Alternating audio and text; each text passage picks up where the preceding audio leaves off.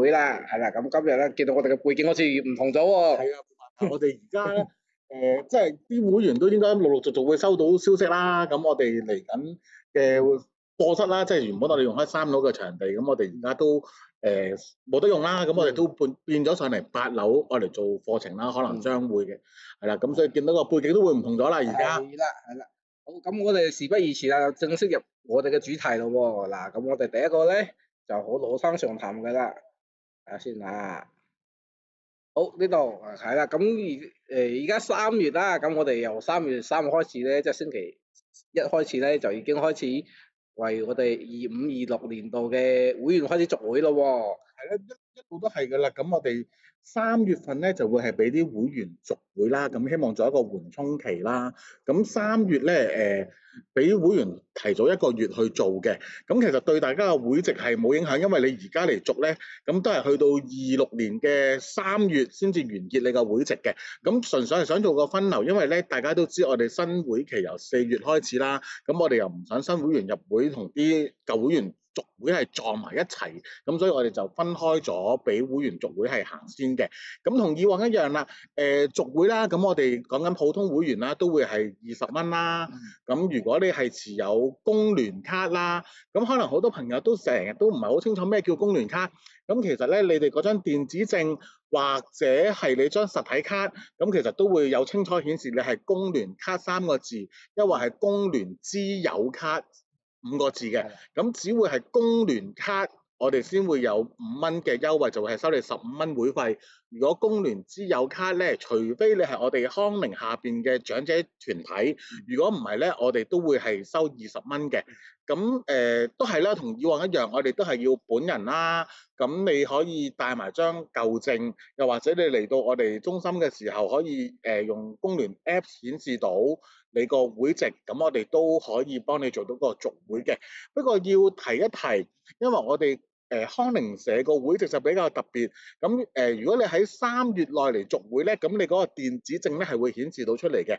但係真係可能你嚟到4月先至開始續會，或者4月、5月打後續會，咁你個會籍咧係喺電子證係 show 唔到出嚟嘅。咁所以請你哋都要帶翻個會員證翻嚟俾我哋啦。咁同埋另外一個原因，我哋要收翻個會員證咧，係因為驚大家有陣時會調亂啦。咁有啲朋友攞住我哋24至25年度嘅會證，我哋俾咗張新證佢，咁佢可能有陣時自己分唔清，因為一模一樣嘅嗰張證冇分別嘅。咁變咗有陣時你攞咗張舊嘅會員證去到報名或者做買嘢嘅時候，人哋一見到就話你過咗期，咁就俾唔到個優惠你嘅時候咧，咁又會令到你產生咗一個不必要嘅麻煩啦。咁所以我哋都會係收翻個舊證，咁你淨係得一張新證就唔會撈亂咯。咁呢個就會係一個續會嘅情況。咁啊入會就交俾阿高生講啦。咁頭先周生都講咗啦，咁續會咧咁就係啦。咁而家我哋今年有啲新嘅措施，就係一個會有電子證都可以認受啦，係啦。咁呢個大家要留意翻啦。第二個咧就係入會咧，咁因為我哋咧呢排都收到好多同學或者係會員咧，可能想介紹啲新嘅會員入會啊，但係咧我哋要同大家重申一次嚇，我哋嘅會籍咧就係跟財政年度嘅，即係由每年嘅4月1號去到3月31號。咁所以咧，固之然你今個月入會咧，你都係仲係要俾24、25年度嘅會費。咁即係話你無論去到3月31號又好，或者今日嗰日入會又好，咁都係要俾埋今個年度嘅錢嘅。咁當然啦，咁同學就要自己計數啦。咁因為我哋都知道，可能大家有啲會員想報嗰個即係進修中心嘅課程有折扣嘅，咁大家可以自己計數啦。咁我哋呢度就唔同大家特別詳細去分析，但係我哋入會有一定嘅要求嘅，因為可能有啲會員都唔係好記得我哋入會嗰時咧，需要一張彩色近照啊。當然續會嘅時候我哋會影一張相嘅，但嗰張相咧係另外處理嘅。但係入會咧，根據社署嘅要求咧，我哋都係一定要有張彩色嘅近照，仲要係證件相嘅質地嚇。因為有時啲老友記我哋都知大家嗰個科技嘅能力好好啦，咁可能自己影完喺屋企自己編咗一張 A4，即係編咗一張證件相出嚟，但係因為紙質嘅唔同咧，好快咧嗰個相都會化。咁就令到嗰個樣咧會有啲模糊咧，咁我哋就有啲資料上就會缺失咗，就會無從查究啊。咁所以咧，我哋就一定要收證件相嘅，呢個大家要留意啦。係啦，咁如果大家要享受一個齊整嘅年度咧，咁我哋就建議大家4月1號先開始過嚟入會咯，係啦。再睇下啦，因為我哋都見到好多朋友嚟續會或者入會嘅朋友咧，都會向我哋提出一個要求嘅，就係問啊，我可唔可以一嚟交4年、5年甚至永久嘅會員？咁可唔可以咁樣交？咁正話高生都講過啦，因為我哋其實係一間長者中心啦，咁我哋對於會員嘅數字同埋嗰個準確性係有一定嘅要求㗎。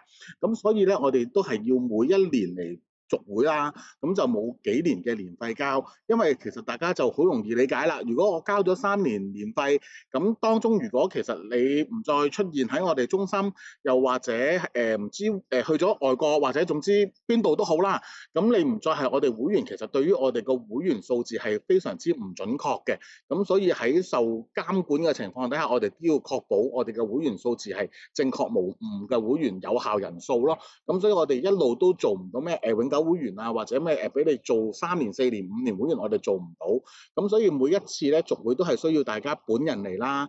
咁等我哋每一年都可以見到我哋嘅會員一次啦。咁其實最少，因為其實如果正常嘅長者中心咧，係應該係大家要經常嚟參加我哋嘅活動。咁但係正話高生帶出一個問題，就因為我哋有個7、5折優惠，咁啊令到大家可能四方八面嚟入會，跟住去攞呢個優惠而唔參加我哋中心嘅活動啊。咁所以就會有一個咁嘅年期，你哋會覺得一年翻嚟一次都係好浪費時間嘅問題出現咗。咁但係呢個真係冇辦法嘅，我哋都真係要一年最少你都要翻嚟一次。咁當然啦，我哋仲有一班經常翻嚟參加我哋活動嘅會員啦，係啦。固然啦，我哋做一間中心，咁我哋當然係希望我哋同我哋嘅會員多啲互動啦，係啦，咁所以我哋都係好鼓勵我哋嘅會員咧，經常翻嚟參與我哋嘅活動嘅，即係不論遠近啦，係啦。最重要一樣，如果當你續會嘅時候，你搬咗屋、改咗電話，或者你有啲咩個人嘅狀況係改變咗，請你都同我哋講翻俾我哋聽，等我哋可以更新翻你最新嘅資料。因為有啲朋友都可能改咗電話，所以收唔到我哋任何嘅資訊啦。咁所以都要請大家幫幫手，你有改動嘅通知我哋。跟住咧就會員入會咧就講咗啦，咁跟住落嚟咧就大家啲會員咧好關注一個問題啦，咁就我哋嘅報名啦，係咁我哋都定咗啦，咁我哋就可以喺度同大家公佈翻啦。係啦，咁我哋報名日期咧都會係4月2號星期三進行呢個報名。咁點解會係4月報咧？如果有啲心水清，咁唔係3月尾完咗堂，3月尾唔報，點解會係4月頭報咧？咁高生會唔會同大家講下呢個原因啊？因為每年嘅4月嗰呢一期咧，我哋都會有特別嘅處理嘅，但係處理都可能會有時會比較急啦。因為咧就頭先周生都講啦，我哋啲會籍嘅問題啦，我哋都係去到3月31號嘅啫。咁如果你3月31號報名咧，咁就變咗使用我哋個服務嘅時候嘅會籍已經過咗期啊。咁當然我哋係好相信我哋啲會員係會好積極咁續會嘅，係啦，但係為免嗰個混亂啊，咁所以咧我哋就喺4月呢一期咧，我哋會特別處理，一定喺4月。報名咯，係啦，咁點解係4月2號咧？就係因為我頭先有另外講到一個問題，就個會籍咧，咁有啲會員就好想享受一個完整嘅年度啊，但係我哋又有少少時間想俾大家做一個入會咧，咁所以咧4月1號咧，我哋就預留俾大家個日續入會嘅。咁有啲同學會問點解會唔隔多幾日啊？嗱，因為嚟緊又清明節啦，係啦，咁另外我哋要計日子啊，要上課嘅日子我哋都要計，所以咧就變咗可以俾大家偷時間去入會嘅時候就得翻1日咯。咁當然我都相信我哋好多會員都會係提前續咗會噶啦，係啦。呢個舊會員都希望大家明白啦，一路行持之有效都係咁樣行緊嘅啦。好，不過我哋成日都要好擔心一樣嘢，就係我哋嘅班組好受歡迎啊。咁變咗各位老友記咧，好多時喺好早嘅時間已經喺我哋大廈門口嗰度排緊隊，就係等報名。咁但係我哋中心正式開始報名嘅時間咧，其實係9點鐘嘅。係啦，咁如果你一早嚟到喺我哋大廈門口排隊，咁如果有需要嘅時候，可能會影響到商鋪啊咁。大廈保安人員咧有權咧，真係可能同大家講唔可以喺度排隊，咁我哋都控制唔到，因為真係未對外開放嘅時間。係啦，咁再者啦，其實咁早出嚟對於長者嘅自身安全啦，咁我哋都係好擔心嘅。咁所以我哋都只可以盡量勸大家啊，真係唔好咁早嚟啦，因為太早，咁條街又冇人，又唔知出邊天氣係點，咁我哋都擔心大家嘅。咁如果真係嚟到我哋開始報名嘅時間啦，咁我哋都會有足夠嘅指示話俾大家聽，去幾多樓去度報名嘅。咁如無意外，我哋今次報名又會係喺9樓嗰度報名嘅。咁但係啦，當然一切以當日嘅安排為準啦。係啦，咁所以大家一路排住隊，咁冇特別嘅話就跟從我哋嘅義工或者大廈嘅職員去做呢個報名就可以㗎啦。咁同以往一樣，上到場地咁我哋會派籌啦。咁你攞定個會員證俾我哋嘟翻，你今日翻嚟有效啦，出席咗，咁跟住就坐低等我哋叫籌就開始我哋嘅報名啦，係啦。因為咧，我哋都唔想太多會員咧過早過嚟聚集啊，因為始終早我哋又冇職員喺度當值，咁我哋都驚大家嘅安全啦，同埋嚟緊又可能有啲風季雨季咁，所以我哋都一路都鼓勵大家唔好咁早翻嚟排隊嘅，係啦，咁係啦，呢個就我哋報名日嘅資訊啦，咁記住大家報名日，因為我哋都唔知續會定係未續會，但係記住。報名前記得睇住嗰個有效日期，就係會員證嘅有效日期咧，就係26年3月，我哋先接受嘅，係啦。又或者再簡單啲，工聯 Apps 你已經見唔到自己嗰張康寧證喺度嘅，咁你真係已經過咗期㗎啦。係啦。咁跟住咧就講完嗰個頒咗報名日啦，咁嚟緊啲頒咗嘅注意事項，我哋都想再同大家重申翻啦，係啦。我哋一度喺堂上面都同大家講㗎啦。因為3樓我哋個場地就唔再康寧社再用唔到啦，3樓，咁我哋都大部分嘅課程咧都會上咗8樓，咁可能個別嘅日子有機會會上咗去9樓上堂，咁但係咧因為個成本問題啦，大廈都會收翻我哋長租嘅，咁變咗我哋今次嘅課程啦都會係有所調整我哋嘅費用啦。咁我哋初步計啦，咁其實大約每一班都會係平均加50蚊，咁同埋呢一次嘅加幅咧都講得好清楚俾大家聽，係因應場地嘅問題啦，而唔係加咗價係令到我哋中心嘅課程有盈餘上面有個大增長，其實反而增長就冇，仲可能向下跌咗添，因為呢個調整之後係啦，咁呢個就第一樣啦。好，咁第二樣咧，咁就會係講緊我哋現階段啦，都仲係需要佩戴口罩嘅。我哋都明白，可能大家都覺得我好辛苦啊，戴住個口罩。但係其實喺我哋嘅管理層嘅角度啦，即係唔係我哋兩位啦，即係我哋嘅管理層啦，都會覺得長者係一個容易受感染嘅群組啊。咁佢都想大家可以有一個保護自己嘅措施，咁可能你會見到啊，我哋兩個點解而家做會員大會又唔戴口罩啊？因為職員之間我哋真係冇辦法，即係我哋經常性會除低口罩飲水，又或者我哋食飯嘅時候，我哋都係喺同一個 office 寫字樓裏邊，咁其實我哋真係冇辦法可以避免到，但係我哋嘅職員同大家一樣，每一次入到去課室，我哋都係會佩戴口罩先至進入課室嘅。咁我哋只會喺 office 上面，我哋真係冇得避免㗎啦。咁我哋先至會唔戴口罩啫。係啦，呢個都係希望大家可以理解嘅。係啦。咁跟住咧，咁頭先德生講咗啦，嚟緊咧我哋嘅場地都有所更改啦，就去到8樓或者9樓。咁當然係以8樓為主嘅。咁場地上有咩任何嘅更改咧，就要留意翻我哋 WhatsApp 通知啦。所以我哋都一路都不厭其煩咁同大家講，我哋希望我哋嘅學生咧就加我哋中心嘅 WhatsApp 啦。咁如果大家嚟緊報咗名，上堂嘅時候，我哋又會再同大家check 下嗰個手機有冇加我哋嘅 WhatsApp 啦，係啦。咁嚟緊又係風季雨季又再到啦，係啦。踏入風季雨季啦。係啦，咁我哋又順便講埋天氣指引啦。咁因為講緊嘅風季雨季影響嘅唔止係個班組嘛，仲有我哋中心嘅開放同埋嘅其他嘅活動嘅，係啦。一般都係啦。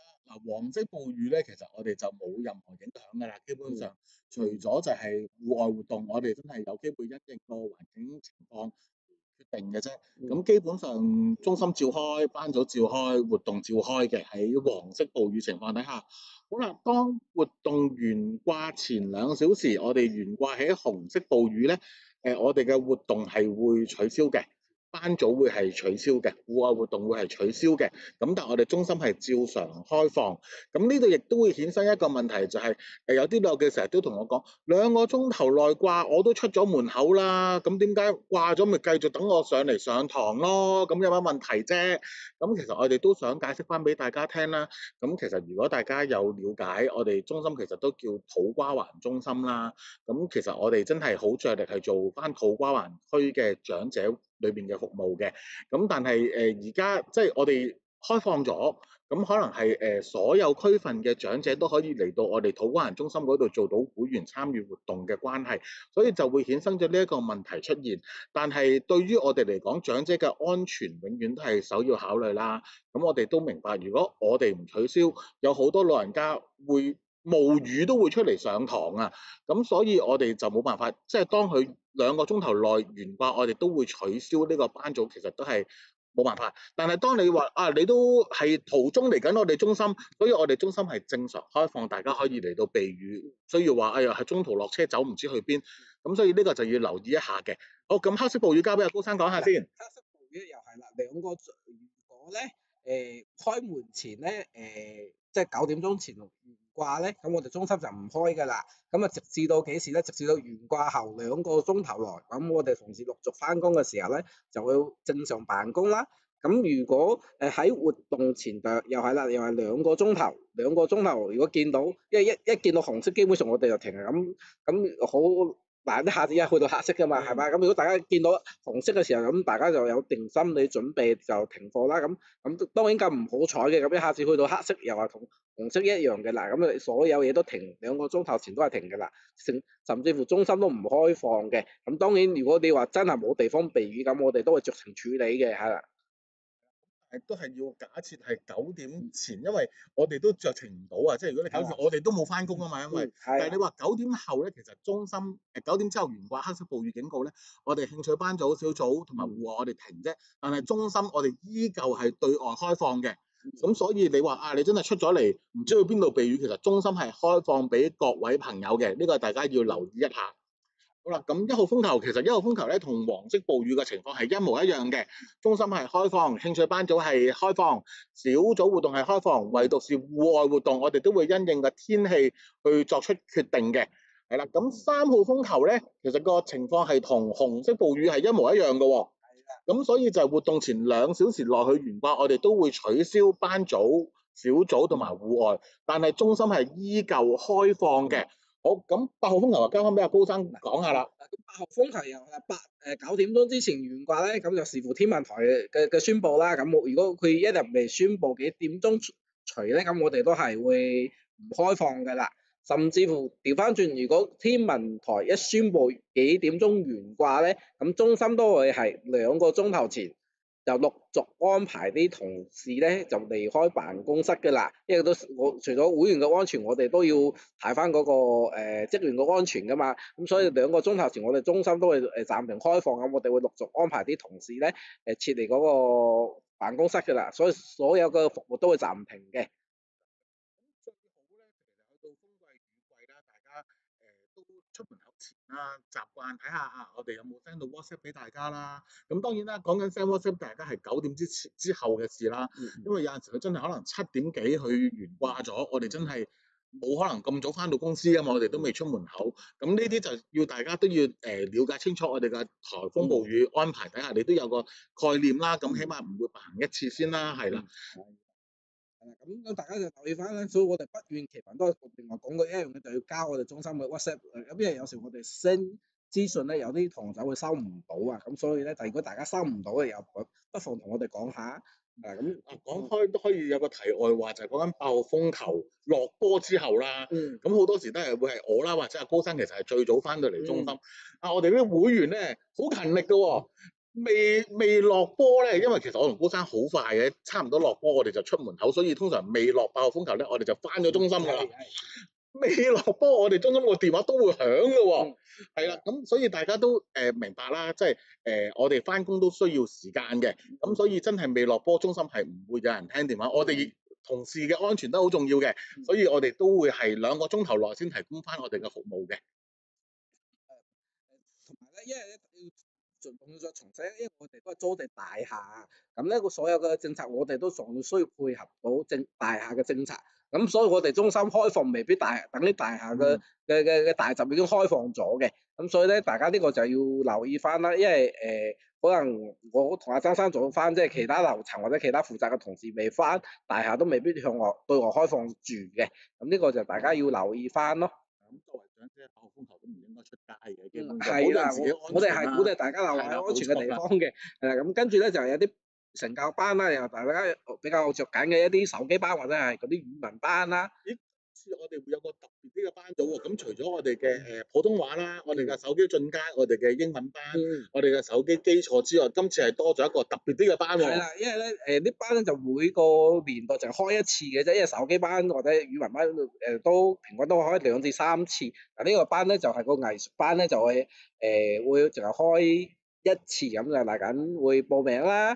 係啦，咁有對藝術創作有興趣嘅，咁我哋又不妨有興趣可以報下啦。同埋有一個特別嘅安排就係，因為嚟緊咧有個手機班嘅老師會請假啦，咁所以大家見到嘅宣傳咧全部都係陳 Sir 喎。咁禮 Sir 嗰個咧，呢一期咧就會暫停嘅。係，但係唔需要擔心啊，禮 Sir 放完假翻嚟係啦，嗱，如果佢繼續開班，我哋都會繼續開班嘅，所以唔需要擔心啊。係啦，咁呢個大家留意翻呢個報名日咯喎。2025年4月7號，係啦，又係啦，唔需要好早嚟排隊啊！我哋9點鐘辦公，有咩查詢就27688902都係辦公時間打嚟查詢。咁跟住落嚟就係有啲嘅資訊啦。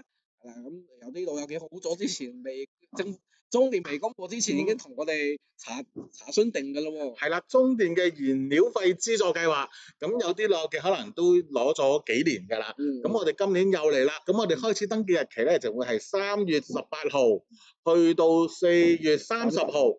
但係咧，我哋都會因應翻個名額啦，因為我哋現階段都唔知有幾多名額啊，咁所以登記日期就係咁多。但係如果你越遲嚟，萬一個名額冇咗，我哋都幫唔到大家嘅。係啦，咁當然啦，你嚟到我哋會登記，咁但係成功都係要睇翻中電嘅，就我哋真係幫你對齊你嘅資料，你帶齊所有文件嚟，我哋就會幫你登記交上去中電。好，要帶咩文件嚟啊，高生？係咁。要3樣嘢嘅，個人身份證，即係申請人嘅身份證啦。咁我哋鼓勵係當事人親身上去申請啦。第二個咧就係電費單，近3個月嘅電費單，因為知道應該1月份或者2月已經陸續出緊最新一期嘅電費單㗎啦。呢個就大家要留意翻啦。第三個就係攞緊長者生活津貼，或者係綜援，由社署發出有檔案編號嗰封信，因為有啲老友記咧，過往到咧就話社署有時寄信俾佢哋，但係嗰封信咧係純粹一啲普通嘅通知，就冇印咗佢哋嘅特別佢哋嘅檔案編號啊，所以咧就會申請唔成功，要麻煩佢哋咧去社署嗰度再做翻呢個文件補領。咁今年如果大家有興趣申請嘅，就不妨提早準備定呢3樣文件，係啦，尤其係社署嗰封信，因為知道有啲老友記咧。唔係經常用咧，就唔知擺埋咗一邊㗎啦。係社署好好嘅，即係如果你真係冇咗嗰封信，咁你去翻你申請長生津嗰間社署啦，或者綜援嗰間社署，你上到去同佢講，想攞翻呢一封信咧，其實係佢哋好樂意去重印翻俾你哋，愛嚟做申請嘅。係啦，咁正話高生都提過啦，咁一定要係長生津啦，即係嗰間4000幾蚊嗰個啦，就唔係生果金，又或者係綜援啦，咁啦，呢兩個係好重要嘅。係啦，咁睇下有冇咩補充？係啦，咁因為有時我哋都有啲街坊問啊，咁第一年我哋就係有做嗰個劏房嘅，但係咧舊年開始咧，我哋就專注翻我哋嘅長者服務，所以咧淨係可以長者申請，或者劏房或者係啲傷殘津貼嗰啲咧，就要問翻中電睇下邊個機構可以代辦啦，呢個要留意翻。係啦，咁都再順帶一提啦，長者咧，咁喺呢個計劃嘅定義咧，就要係65歲以上獨居或者雙老長者，即係如果你話啊，我同我爹哋媽咪住，咁就唔合資格申請㗎啦。咁當然咧，亦都要睇翻你嘅仔仔係幾多歲啦。我哋都知有啲老友記個仔仔都可能過咗65歲嘅。咁如果個仔仔都過咗65歲係長者，咁同住係就係冇問題，我哋會幫你申請嘅。咁要留意翻嘅呢個就係問題啦。係啦，咁我哋嘅定義都係當係雙老去處理啦。咁大家可以睇翻我哋個人需要而個人申請啦。咁第三個咧就我哋之前今年康寧都好特別啦，咁大家見我哋都多咗個 logo 啦，係有時出宣傳係啦。咁早前咧我哋都出咗一個 logo 嘅創作比賽啦，同埋標語嘅創作比賽啦，咁都評咗冠亞季嘅咯喎，係啦。咁嚟緊會幾時頒獎啊？3月29號，係啦， 3月29號咧就我哋康寧社1年1度嘅義工嘉許典禮，咁就會喺嗰日順帶做埋呢個頒獎儀式嘅。咁如果大家想詳細了解我哋啲參賽者嘅作品，咁我哋已經擺咗喺我哋嘅官網度㗎啦，咁大家可以上我哋官網去了解下。係啦，跟住咧又係啲我哋嘅社區資訊啦，係啦。咁2月1號開始，今年嘅2月1號開始咧，咁有啲長者嘅福利到新嗰個津貼金額咧都做到唔同幅度嘅調整啦。咁高齡津貼我哋所講嘅生果金每個月就1641蚊。咁長者生活津貼每個月就係4250蚊。咁而家咧就冇咗，即係其實之前已經冇咗，因為普通嘅生活津貼同埋高額而家冇㗎啦，就劃一係長者生活津貼嘅啫。咁呢個大家都留意下。咁醫療券照舊啦，每年都係2000蚊啦，係啦。係啦。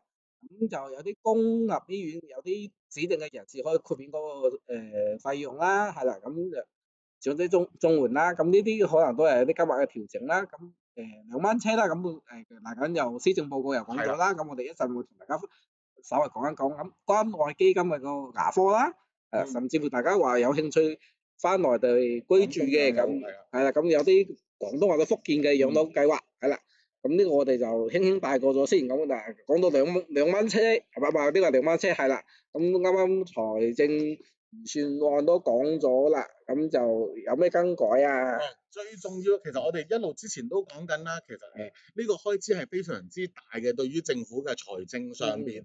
咁譬如我哋之前可能都提過，成日都會提啲長者啊，唔好貴車短搭啦。咁其實呢一次嘅改動咧，就會每月咧就限咗長者只可以乘搭240次。咁如果嗰個車費係10蚊樓下嘅，你依舊係可以享有2蚊乘車優惠。萬一你嗰個係過海車，咁你只可以以車資2折去乘搭呢個公共巴士或者公共交通工具啦。咁呢個就係會有呢個轉變嘅。咁以往大家可能講係咪我唔理啦，咩車我都上，嘟咗2蚊就得啦。咁依家開始都要留意一下，因為240程，再加埋10蚊以上嘅車資係唔再係2蚊嘅啦。咁幾時開始實施啊？高生？暫定咧新聞講就係27年嘅4月啦。咁當然有進一步嘅消息，我哋又會睇下適當嘅時機，我哋會發放翻俾我哋嘅會員啦。冇錯，咁等政府多啲落實嘅資訊公佈咗，我哋都會一路提住大家。咁提大家方式咧，唔一定係會員大會嘅喎，可能我哋都會有啲數碼總隊可能會拍啲短片，咁可能會俾大家做一個短嘅視頻啦，係啦，短嘅資料俾大家去睇啦，係啦。係啦，咁呢個就係2蚊乘車優惠啦。咁有最新消息，我哋又再公佈啦。跟住咧係啦，咁公立醫院啦，係啦，公立醫院又有啲新嘅政策出咗咯喎。以往嘅舊價錢咧就係180蚊啦，咁但係而家最新收費咧就話係400蚊喎。係啦。咁跟住仲有個真係危殆危急咧先至係免費嘅。咁呢個大家都要留意一下啦。咁其實都係避免咗濫用公共資源啦。因為我都聽好多朋友都話佢傷風感冒又去急症室嗰度排，咁會令到真係有需要急症服務嘅朋友等候時間又長咗啦。咁所以呢個都要大家要睇翻自己嘅情況啦。係啦，咁仲有其他嘅轉變嘅喎。係啦，咁住院啊或者係專科門診嗰啲都有所更變啦，由120蚊去到300蚊啊，或者130蚊去到250蚊。咁呢啲唔同嘅改變，咁大家如果想進一步嘅了解，可以上嚟我哋中心同我哋了解啦。係啦。就會開始實行新收費㗎啦。係啦，咁呢個大家都要留意一下。咁不過希望大家唔好用到呢個服務啦。係啦，不過我哋就做一個資料俾大家參考下先。資料參考啫。係啦，咁就講到頭先都講到醫療券啦，咁都公佈咗啦。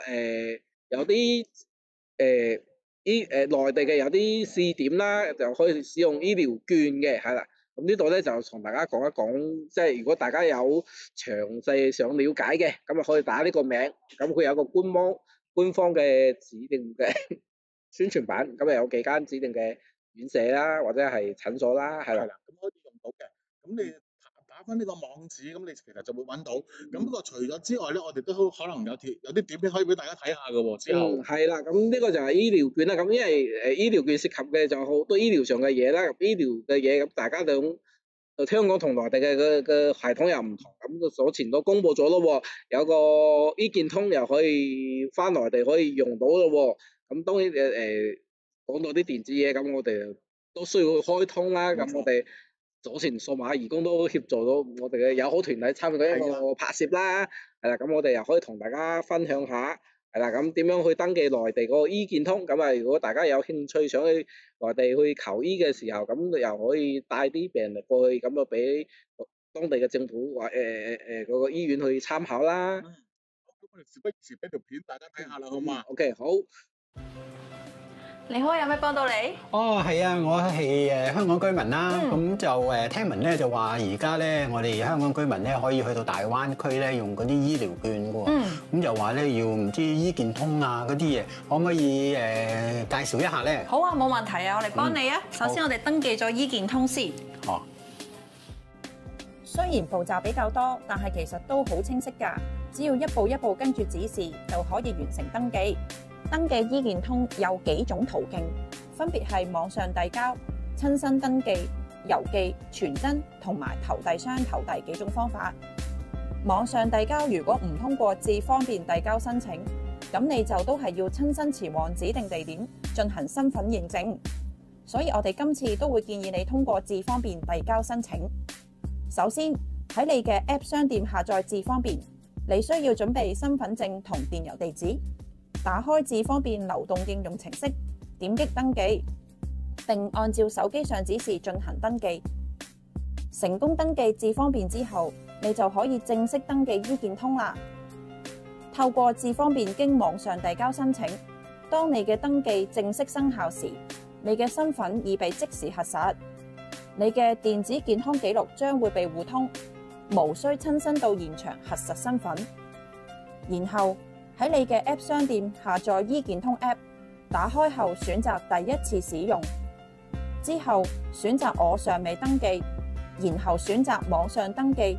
如果你部手機彈出提示問你是否允許跳轉到瀏覽器，請點選同意或打開，然後喺新嘅頁面上滾動到最下方，點擊藍色嘅開始，再點擊智方便填表通。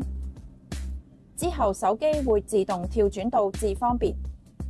如果你部手機彈出提示問你是否允許跳轉到智方便，請點選同意或打開，隨後喺智方便上點擊同意，點擊繼續，補充未完成填寫嘅資料，並滾動到最下方輸入驗證碼，再點擊繼續，跟住填寫通訊方式，並滾動到頁面最下方，點擊繼續，然後點擊是已授權你嘅醫護機構取覽同上載你嘅電子健康記錄，然後繼續點擊藍色嘅繼續，最後核對資料，並滾動到屏幕嘅最下方，點擊確定，然後喺彈出頁面上勾選以聲明自己已經閱讀、明白並同意醫護接受者病人聲明。